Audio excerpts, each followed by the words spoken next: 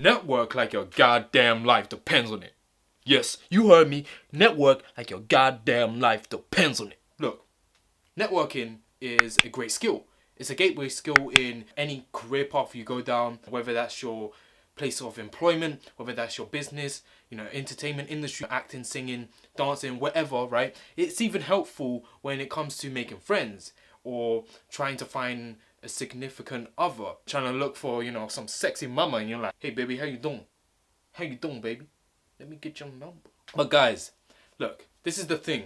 When we're young, we're actually taught that we shouldn't speak to strangers. And I get in the context because if you're walking down the street and big old Jim comes out of nowhere and be like, hey kid, do you want a lollipop? You'll go be like, but I can run like the wind blows. So yeah, that makes sense. However, when you get older, you realize that networking is an important skill and you need to know how to do it effectively. You need to know how to make friends, how to influence people. And literally saying that, I really recommend that you read this book, because some of the points which I'm going to cover in this video is actually going to be from this book. So I really recommend you read it, or if you can't be asked to read it, I'm going to summarize it in this video. I'm going to teach you 7 tips on how to become a networking beast and, literally be able to communicate with people effectively and be comfortable in situations in which you have to interact with others. Tip number 1, be yourself. Be your smoking hot self. Guys, if you are yourself, you will come across as a much more confident person. You will save a lot more energy, and you can use that energy into the interaction with others rather than putting that energy towards creating a facade to create this character in front of people. If you are yourself, if you just be confident in yourself, you take ownership of yourself, you walk into a room and you're like, okay, yo, look, I'm unique. I have traits which no one else could actually provide to that other person. You'll go walk in there and think, yo, I'm a badass. And that's what you are, guys. You are a badass. You are sexy. You are confident. You look good. That's what you should say to yourself. Just walk inside. Just be confident. When you interact with people, that confidence will come across as well, because they could feel that energy then. They're like, okay, this person's genuine. This person's real. They know who they are. And they're comfortable in their own skin. You're calm. You're grounded. You're collected. Everything which you do then is grounded. Everything which you do means something. So be yourself, and also be genuinely interested in others. Right? In order to become interesting, you have to be interested. There's a quote by Publius Syrus. I actually said his name. Whoa! Alright. Yeah! Achievement. He said that we are interested in others who are interested in us. Alright? Because we respect that. We respect that. We feel honored. We feel, wow, this person's actually listening to me. This person's actually interested in me. So you're thinking, I'm grateful for that. And then you become interested in the other person. Another quote by Alfred Adler, he said, it is the individual who is not interested in his fellow men who has the greatest difficulties in life and provides the greatest injury to others. So that's tip number 1. Be yourself. Yes, own it. And also be interested in others. You do that, man oh man, you a badass motherfucker. Number 2, smile. Yes, smile. Look, guys, a smile is welcoming. It's warming. It shows that I am open to you. I like you. Right? I appreciate you enough. I'm listening to you. Right? You're engaging. But what's most important is having a real smile. People can see through a fake smile. And you know why? It's because it's all in the eyes. A real smile, a genuine smile, you can see it. The smile starts from the eyes. Right? If I'm doing a real smile, for example, watch me, right? Alright? You see my eyes are all creasing up, right? If I'm like genuinely smile, whereas compared to if I'm doing a fake smile, like, or my eyes aren't engaged that much. That's the difference. Look, it's all in the eyes. Your eyes will communicate to the other person what your mood is in. Like they say, your eyes are the window to your soul. So literally, a genuine smile is communicated through your eyes. Yeah, but Carl, what if I don't feel like it? If you do not feel like smiling, there's two things you could do. One is force yourself to smile. Right? Even if you have to separate yourself from a social situation, go into your own space and just force yourself to smile. It will then uplift your whole energy because your whole body is getting involved now. Your face is getting involved now. It's reminding you what a real smile feels like, and it will then uplift your energy. Number two is, act as if you are already happy. Happiness doesn't depend on outer conditions, it depends on inner conditions. Your mental attitude. Your objective is to greet people with a smile. Put your soul into every handshake. Even if you want to perhaps touch the person, don't hesitate. Just put your soul into it. And also, do not be afraid of being misunderstood. Don't seek the person's approval. Just be comfortable. A smile enriches those who receive without impoverishing those who give. A smile does wonders. If you smile at people, it's going to uplift the entire energy of the room. To smile. Number three, say the person's name as much as possible. The average person is more interested in his or her own name because it is a subtle and effective compliment. If someone says my name, for example, I know they are talking to me. That's mine. That's my personal brand. They've now got my attention.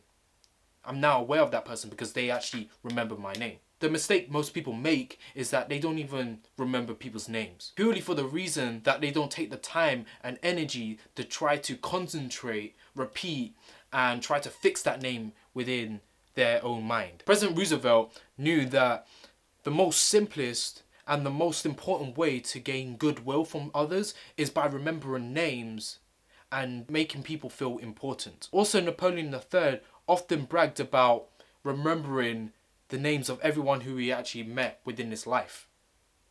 How did he do it though? What was his methods? If he didn't hear the name properly, he'll ask the person to repeat themselves. He'll say, oh sorry, I didn't catch your name clearly.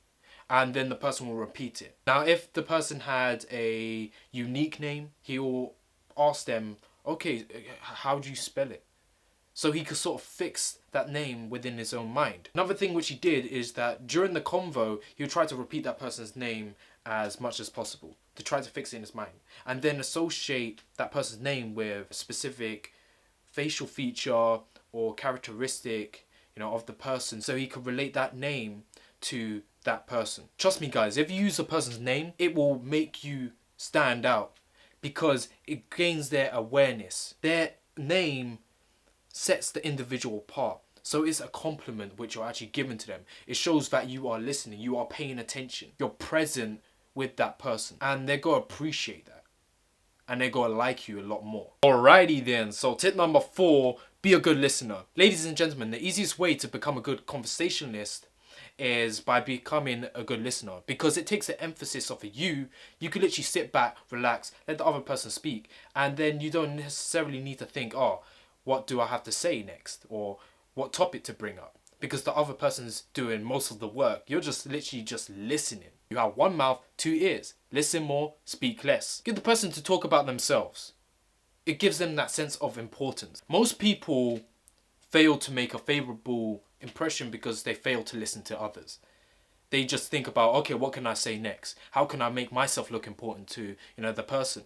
Rather than actually listening to what that person has to say. However, if you actually listen to someone, they're going to become comfortable with you. They're going to appreciate that. They're going to think, okay, yo, this person's actually listening, and they respect that. When it's your turn to speak, they're going to do the same thing. They're going to respect you. They're going to think, this person invested their time in me and listening to me. I have to do the same. Be an attentive listener. Listen carefully.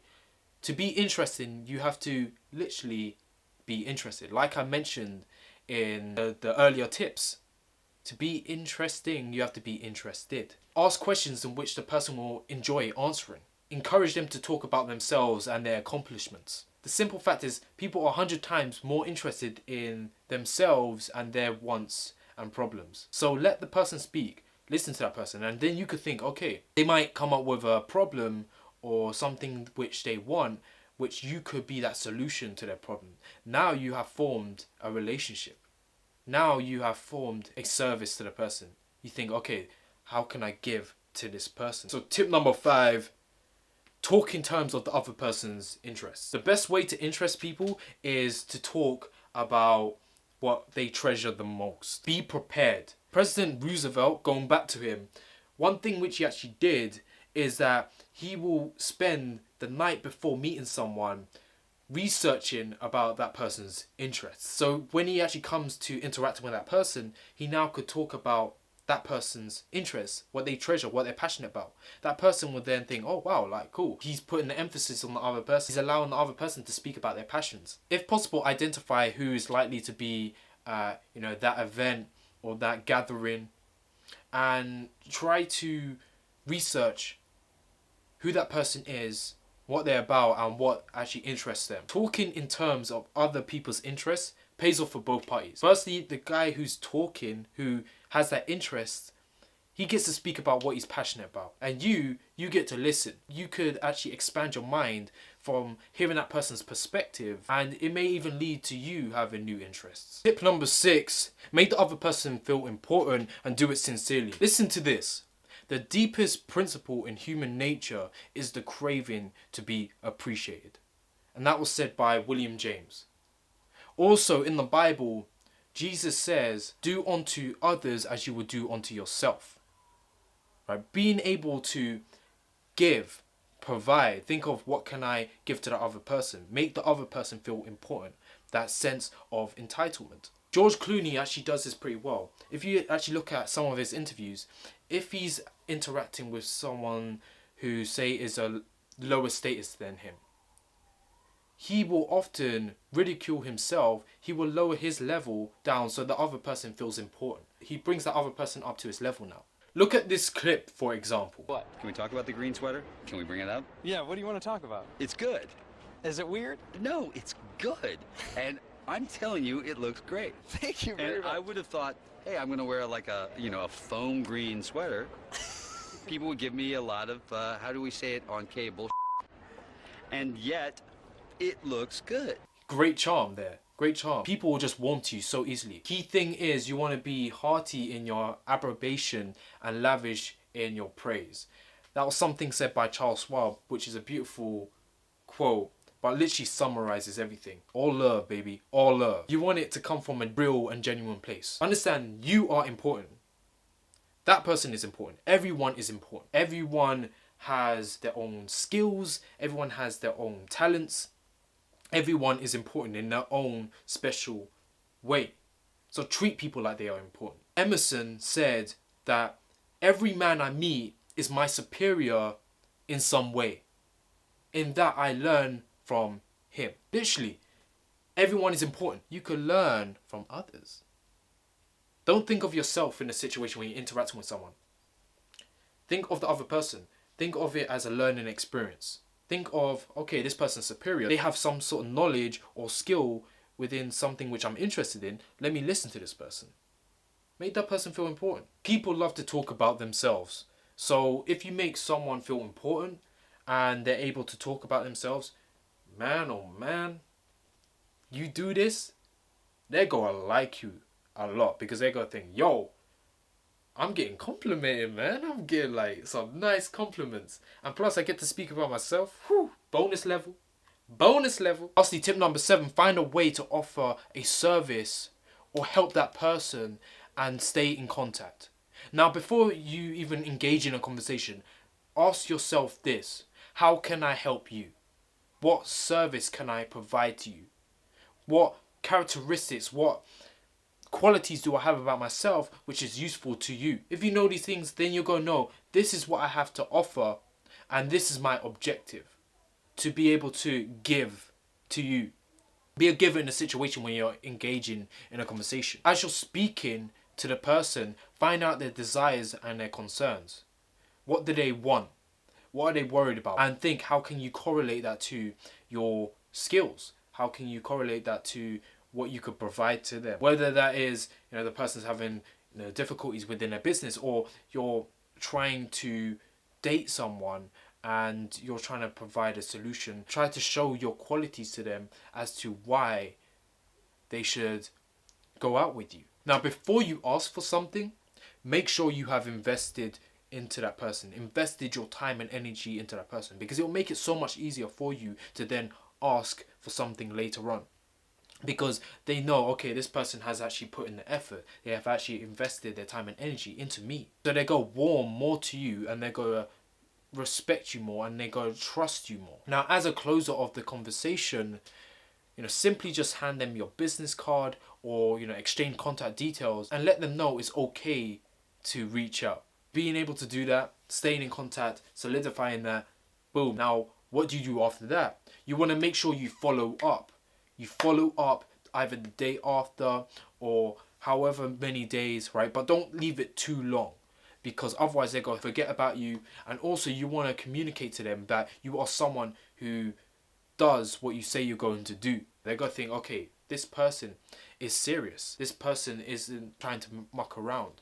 If you get someone's number, if you get a girl's number, right, you want her to remember you. You don't want her to forget about you. She's probably been approached by how many people today, right? So there's a lot of people on her mind. She's not going to remember you. However, if you say after you meet her, the day after, you drop her a text, but hey, it was great meeting you yesterday. You might crack a joke as well relating to the conversation which you had. Relate something towards that conversation so she knows who it is. And then drop your name at the end, Kyle. Now she's thinking, okay, this is Kyle. I met him at this time, this place. This is what we talked about. So now she remembers, oh yeah, now I remember who this person is. Follow up. You want to make sure you follow up. And if you get rejected, don't worry about it. Literally, don't take it personally. Just brush it off. Don't dwell on it. Keep going. That's the best thing you could do. Keep going. Keep speaking to people. Keep communicating to people. Keep making new friends. Keep approaching people, and trying to date people. Because eventually you will find the people who are meant for you, and the people who will appreciate you for you and are looking for someone like you.